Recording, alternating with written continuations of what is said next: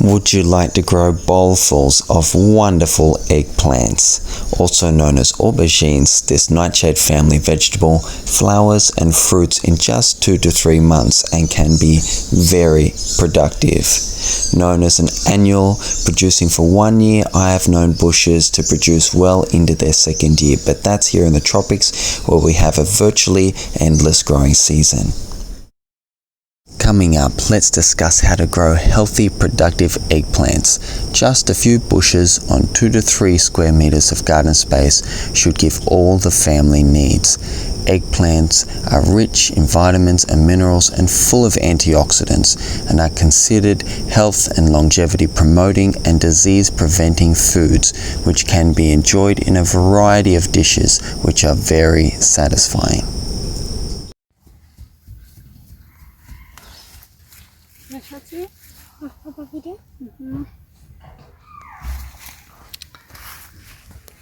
Hey, so we're lucky to have this nice long row of eggplants that we're growing. They're kind of black to dark purple eggplants, and it has taken quite a lot of effort to get a really long row like this going. We're growing over the top of it there, we're growing trellising a bunch of beans, snake beans and long beans, green beans for eating.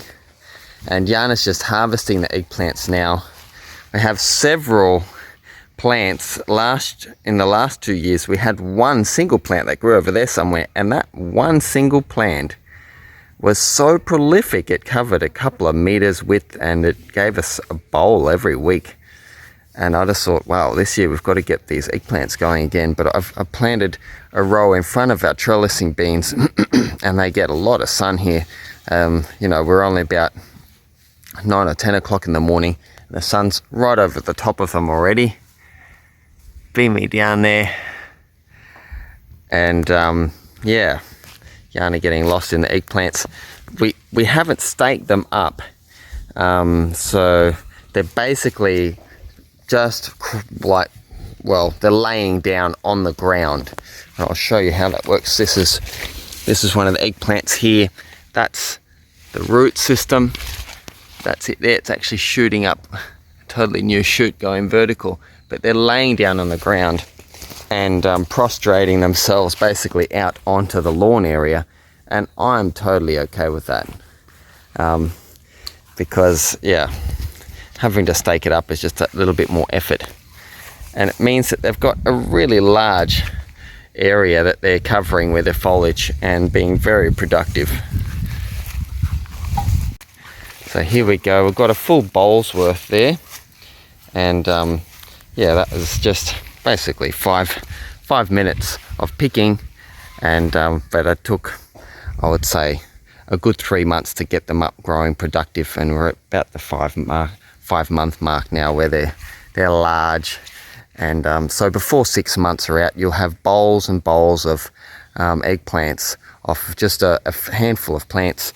I mean, here we have sort of 1, 2, 3, 4, 5, 6 plants, 7, 8, 9. I've got a few along there that are struggling, but the majority of all these plants, it's only about 6 or 7 plants, so it's only several plants, and I think the average small family would only need really 2 or 3 or 4 really productive eggplant bushes, and I think you get so much out of it.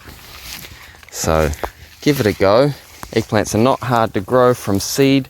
Grow seedlings up and then get those seedlings going, and make sure that you're mulching on them, fertilizing them, and letting them grow nice and healthy. These beautiful purple flowers, just absolutely gorgeous. Show us that bowl, Yana. It looks beautiful. Got a fair bit of weight to it.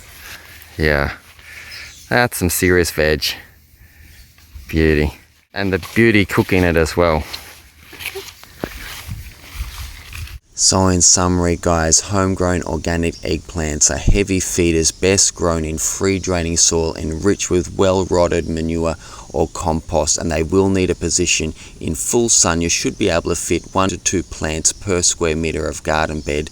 I like to put down a couple of applications of grass mulch, which feeds the soil and the plants as well, but it's also a really good idea to stake them up and keep the air and the light getting underneath to prevent rot and disease. As soon as they start flowering and fruiting, it's a good idea to spray them with seaweed solution or a good foliar fertilizer for some extra potassium and other minerals, and I would certainly be feeding them regularly with either a liquid fertilizer or a balanced fertilizer with not too much nitrogen to prevent overgrowth of leaves.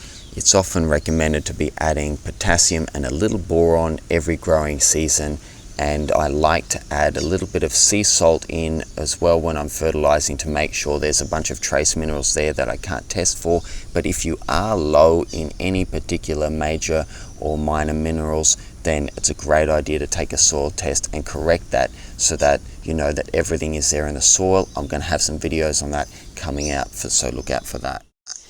Okay, that's it for me, friends. Let me know if you have enjoyed or are enjoying growing eggplants at home and which challenges you might be facing with that. Of course, there's nothing as satisfying as eating your own homegrown veg with your own family. And so whether you're baking it on trays or frying it in the pan or cooking it with other veg to go on rice or potatoes, it's absolutely satisfying. Let me know what your favorite dish is below. And I'm off to eat this eggplant and chickpea sauce with rice, lentil curry and green cooked banana patties.